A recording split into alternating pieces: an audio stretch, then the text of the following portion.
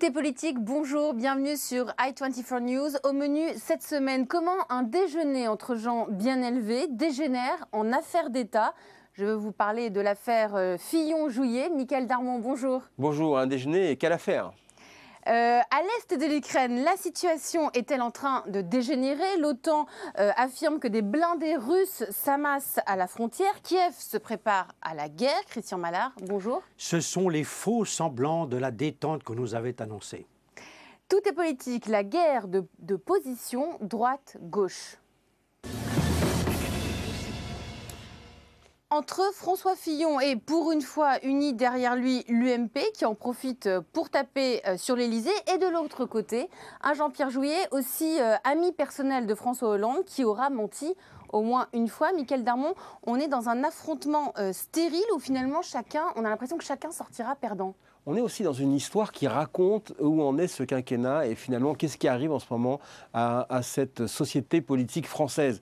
Voilà, au centre de ce déjeuner polémique, un homme, Jean-Pierre Jouyet, qui a été l'homme des deux présidents. Il est l'homme de François Hollande aujourd'hui au cœur de l'Élysée. Il a été l'homme de Nicolas Sarkozy, symbolisant entre autres l'ouverture en étant ministre des Affaires européennes et en étant assez proche de beaucoup de monde qui se situe donc à droite parce que lui-même est un social-démocrate, animateur du mouvement des GRAC et gaffeur. Donc, il est un gaffeur. Qui est le menteur? Mais qui est menteur, ça peu importe qui est le menteur. Bah si, quand même. Il a changé de version, certes il a menti, mais ce qui est intéressant, il a menti. Pourquoi? Parce qu'il a voulu peut-être protéger aussi un François Fillon quand il a vu qu'au fond sortait une version de ce déjeuner qui commençait à devenir aussi... Mais ils ont parlé de l'affaire Pygmalion, vous qui savez tout. Ils ont parlé de l'affaire Pygmalion? Ça, personne ne le saura. C'est la conversation la plus commentée de Paris. Personne ne l'a écoutée, on n'était pas là. Il y avait une troisième personne, le fameux M. Gosset-Grainville, qui était là. Mais simplement, l'autre question qu'on peut poser, c'est est-il resté jusqu'à la fin? Il y a une question se pose. On dit qu'il est parti un petit peu avant la fin et les deux hommes sont restés tête à tête. C'est une enquête sur le déjeuner. C'est une enquête sur le déjeuner. Mais est-ce que quand il était sous... Jean-Pierre Jouyet était dans le gouvernement Fillon, est-ce qu'ils étaient proches? Est-ce qu'ils déjeunaient ensemble régulièrement? Est-ce que ce sont des amis aussi? C'était son Premier ministre. Il était sous la houlette de François Fillon. Ils se connaissent bien. Donc ils ont pu se dire des choses, des confidences? Ce qui s'est passé, c'est qu'on a quoi? On a eu un face-à-face entre un Jean-Pierre Jouyet qui est connu pour parfois son ingénuité, sa sincérité, voire sa propension pour les gaffes, et un François Fillon qui est obsédé par sa haine vis-à-vis de Nicolas Sarkozy. Il n'en peut plus. La seule chose qu'il veut voir, c'est Nicolas Sarkozy à terre. Qu'il lui ait demandé quelque chose du côté des Sarkozy, ils se sont dit, mais il est... Bien évidemment qu'ils en ont parlé. Mais peut-être ont-ils parlé d'autre chose. Peut-être ont-ils vérifié aussi la situation politique. Peut-être ont-ils parlé d'une cohabitation. Peut-être ont-ils parlé des solutions. Mais ils ont forcément... C'est un effet boomerang. Quelque part, Fillon a été victime de l'ouverture à gauche, maladroite sans doute, de Sarkozy. Oui, maladroite et même un peu gauche, sans être gauchiste, de la part de Jouyet. Mais c'est ça qui est intéressant, c'est comment cette affaire qui est au fond picrocolline, vous vous rendez compte de quoi l'on parle, c'est exactement ça. Est en train de dégénérer en affaire d'État et en train de relancer surtout et de montrer que la guerre à droite est totalement encore active et que les braises sont absolument brûlantes. Alors justement, non. Christian Mallard, une minute. On pensait que Nicolas Sarkozy allait profiter justement de ce grand moment de solitude de François Fillon pour lui taper dessus et discréditer justement son opposant, mais il n'en est rien et justement on va l'écouter. Je ne polémiquerai avec aucun membre de ma famille politique conformément à l'engagement constant qui est le mien. Personne ne vous fera revivre l'épisode de la dernière élection où la réserve et la dignité ont été si absentes, parce que la dignité et la réserve sont des valeurs utiles à l'idéal républicain qui est le nôtre. Je ne céderai à aucune provocation et j'ai choisi d'ignorer, dans l'intérêt de notre pays, cette marée de boue qu'on voudrait répandre sur la République française.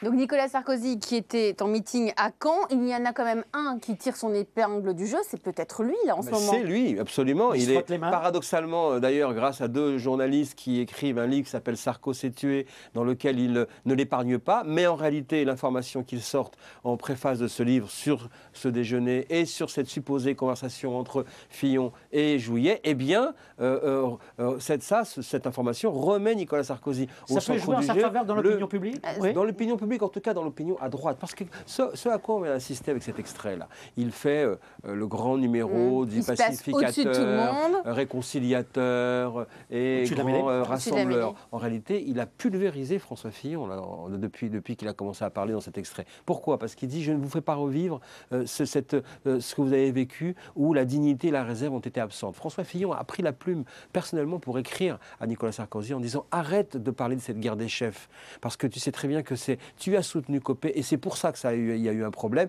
et moi j'ai gagné et en fait moi je n'ai pas triché ». Et il recommence en disant « Il y a eu quand même un problème ». Ils se sont parlé au téléphone. Ils se sont vaguement parlé. Le deuxième extrait, c'est quand il dit le torrent de boue et je ne me laisserai pas déstabiliser par n'importe quel concurrent aussi de ma famille politique. C'est une fois de plus encore François Fillon qui est visé. En réalité, on est dans un grand jeu de rôle. Dans cette affaire, Nicolas Sarkozy montre qu'il tend la main à un François Fillon qui est passablement en difficulté. On a un François Hollande qui montre que, eh bien regardez, il n'y a pas de cabinet noir, puisque on nous aurait demandé de faire des choses et on ne donne pas suite. Donc vous voyez bien. Et vous avez au centre 2 journalistes qui envoient des messages à la fois à Nicolas Sarkozy et à François Hollande. On est au cœur d'une histoire française. À qui ça profite tout ça? À personne. Et là, en plus, on voit moins la spirale positive de Bruno Le Maire, dont on a énormément parlé. Là, du coup, même là-dessus, Nicolas Sarkozy l'éclipse. On ne parle plus d'eux. Médiatiquement parlant. Mais attention, on parle de Juppé, on en parle partout à la tête des magazines les plus branchés. Mais là aussi, peut-être on en reparlera un jour sur cette bulle sondagière. Mais les Inrocks, il est à la tête des Inrocks, elle a fait la une des Inroccultibles, qui est ce magazine donc, très branché, avec ce titre, si c'était le moins pire d'entre eux. Donc là, pour l'instant, il est sur son nuage, tout le monde l'adore, les journalistes, les sondages. Mais une fois de plus, le vainqueur des sondages n'est pas forcément le vainqueur des suffrages. La course ne fait que commencer. C'est la plus longue campagne présidentielle à droite à laquelle on va assister et qui a démarré. Et personne ne peut dire comment elle va se terminer. Tout est politique, la nouvelle guerre froide.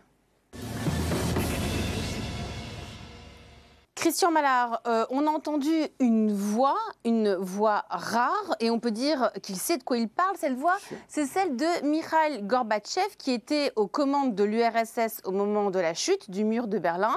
Et pour lui, ce qui se passe en ce moment en Ukraine ressemble à une nouvelle guerre froide. On l'écoute. Il y a actuellement une effusion de sang en Europe et au Moyen-Orient, alors que le dialogue entre les grandes puissances, pourtant très concernées, est rompu. Le monde est au bord d'une nouvelle guerre froide. Certains disent qu'elle a déjà commencé.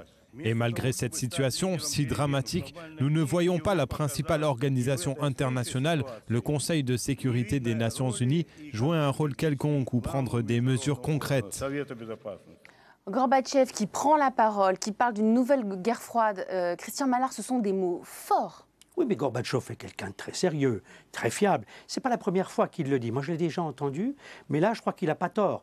Parce qu'on voit quand même à nouveau que les Russes sont en train de masser des chars à la frontière et que de toute façon, pour l'instant, ils veulent provoquer cette scission, ça c'est clair aujourd'hui, avec Kiev. Surtout quand le président ukrainien Porochenko a proposé un statut spécial d'autonomie à la province du Donbass, à Donetsk, qui a été refusé. Donc on le voit bien aujourd'hui, il y a plus qu'une crispation. Les Russes du Donbass, les indépendantistes avec Poutine derrière, veulent freiner le glissement de la partie ouest de l'Ukraine vers l'ouest, vers l'OTAN, vers nous autres, si je puis dire les Européens. Donc c'est l'enjeu du conflit actuel et c'est vrai que ça revient à la surface. Ça c'est le premier volet. Et puis il y a le deuxième volet auquel on assiste aujourd'hui, c'est cette guerre froide, j'ai envie de dire, de l'axe, les Américains face à l'axe sino russe. Alors justement, cet axe sino-russe, en ce moment, le président chinois et Poutine se tiennent la main. Tout à fait. Le président chinois a même dit nos caractères sont semblables. Donc il y a une véritable alliance entre les deux face aux États-Unis. Tout à fait, vous avez raison. Il y a une véritable alliance. Il y a un rejet de nos valeurs occidentales. Les droits de l'homme, tout ça, ça ne les intéresse pas. Moi, ce que je note, c'est qu'il y a eu 2 sondages en Chine qui sont assez extraordinaires.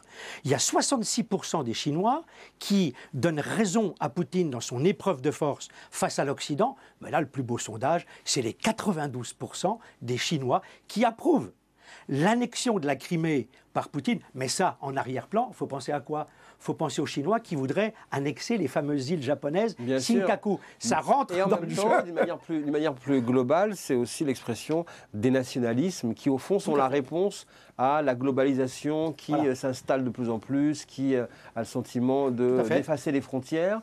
Et en réalité, on assiste à chaque fois, que ce soit en Europe, que ce soit dans cette région du monde, que ce soit avec l'Ukraine, au fond, à une remontée des nationalismes. Et il faut dire que vous avez raison. Et en plus, on le voit bien, et les Russes et les Chinois veulent profiter de l'affaiblissement encore progressif d'Obama, qui, comme vous le savez, on l'a longuement traité sur notre antenne, a quand même perdu la main au Congrès. Donc on a un Obama affaibli. Cela dit, ce qui va se passer, c'est que l'épreuve de force, avec les Russes en particulier, elle va venir du Congrès, où les républicains sont très anti-Poutine. Et quand l'ONU dit il y a la crainte d'un retour à une guerre totale, au-delà de ça, ça veut dire quoi? Non, il n'y aura pas de retour à une guerre totale. Simplement, les tensions vont se poursuivre. Ce que je redoute aussi, c'est que les Russes veuillent s'emparer. Alors ça, c'est important. Alors on n'a pas de carte, c'est dommage. Mais si vous allez sur la carte, veuillent s'emparer de la ville de Mariupol, qui leur permettrait d'avoir un corridor entre cette partie de l'Ukraine et la Crimée, un corridor russe. Cette alliance, ça pourrait être la prochaine étape. Ce tandem russo-chinois, ma dernière question, va-t-elle avoir un impact sur le prochain G20 qui va avoir lieu en Australie c'est évident que vous allez avoir un axe russo-chinois qui va arriver très très fort, et avec les États-Unis affaiblis, un Obama affaibli, qui va devoir compter un peu sur ses alliés qui seront là. Donc naturellement, plus ou moins liés. Bon, il y aura les Français, il y aura les Anglais et autres, les Australiens et tout ça. Mais c'est vrai qu'aujourd'hui, on voit bien, il y a cette poussée de l'axe russo-chinois qui est prouve quand même que l'Occident est en perte de vitesse et est quand même devenu un peu plus faible. Tout est politique. Les images de la semaine. Mickaël Darmon, votre image de la semaine, c'est le président de la République qui a participé aux cérémonies de la commémoration du 11 novembre à Paris, sous un soleil radieux, fait nouveau, et un bain de foule avec des autographes et des selfies. Eh oui, parce qu'effectivement, il veut aussi, après avoir été sur la tombe du soldat inconnu, eh bien, il veut raviver sa propre flamme à l'égard des Français. Alors, il est effectivement en train lui-même de se prendre en photo. Donc, il fait lui-même les selfies avec les jeunes. C'était évidemment opportunément organisé juste après la cérémonie pour montrer également qu'il y a effectivement la volonté, le besoin impérieux pour François Hollande de reconstituer ce lien avec les Français. Ça fait ce qu'on appelle de l'image positive et de l'image présidentielle. Franchement, pensez-vous que ça reconstitue un lien de faire un selfie aujourd'hui? Enfin, des selfies avec le président, c'est un selfie avec un animateur. Alors c'est intéressant parce qu'il avait dit... un selfie avec tout le monde, avec son chien. Il avait dit il y a quelques jours, moi je veux reconstituer un lien avec les Français qui ne soit pas simplement avec des selfies ou du Facebook. De ce qu'il dit. Exactement, donc il fait ça. Mais là, il est avec les jeunes, il veut montrer qu'il est en phase avec eux. Vous savez, il a encore en tête, peut-être il faut faire oublier sa prestation inoubliable, mais surtout, en fait, il a aussi en tête le fait qu'à un moment donné, François Mitterrand a réussi à faire la bascule 3 ans avant sa réélection, donc en 85, et il a commencé à redevenir le président branché, le président proche des jeunes, alors qu'il était considéré comme ringard et dépassé et archaïque. Il a en tête non, il n'a pas trouvé la formule magique, n'a pas du tout été trouvée durant l'émission. De cette émission, on retiendra simplement je me cramponne, ce qui pour une démarche positive laisse encore beaucoup de marge de progression. Mais pour le coup, là, il a voulu montrer qu'il était en phase avec ces jeunes venus sur une commémoration de la Première Guerre mondiale et en étant justement dans la transmission. Il le fait avec les moyens politiques et technologiques actuels. Christian, votre image de la semaine, ça se passe en Libye où la Cour suprême a invalidé le Parlement issu des élections de juin dernier. Il faut se cramponner pour y voir clair, c'est le cas de le dire, parce qu'il y a eu des élections qui avaient vraiment montré qu'il y avait une défaite très clair des frères musulmans et autres partis. On voit les images des islamistes ravis de cette, ils avaient perdu officiellement. De cette décision de la Cour suprême. Ils avaient perdu officiellement les élections. Voilà que la Cour suprême invalide ces élections. Pourquoi? Parce que les islamistes ont fait des pressions en disant mais on n'a pas du tout perdu. Alors il y avait à un moment donné un parlement qui avait été reconnu, dont la légitimité avait été reconnue par l'Occident, qui se trouvait à Benghazi, enfin à Tobrouk plutôt, en Cyrénaïque, à l'est du pays. Et maintenant, on se retrouve avec l'ancien gouvernement qui est à Tripoli. Donc la Libye vit aujourd'hui avec deux gouvernements. Il y a une véritable scission entre la Tripolitaine avec la capitale Tripoli et puis ce qui est à l'est, toute la région de Benghazi. Et puis au milieu de tout ça, eh bien, vous avez les groupes islamistes qui s'affrontent, Fajr al-Arbiya, c'est-à-dire l'aube de la Libye, Al-Ansariya. Bref, c'est le chaos total et au milieu de tout ça, la Libye est devenue un marché aux armements où vont s'approvisionner AQMI et les gens de l'État islamique. Tout est politique. Merci, messieurs. Restez avec nous après les infos. Pour la seconde partie de l'émission, nous recevrons Eduardo Riancipel, député socialiste et en charge des questions de défense à l'Assemblée nationale. À tout à l'heure.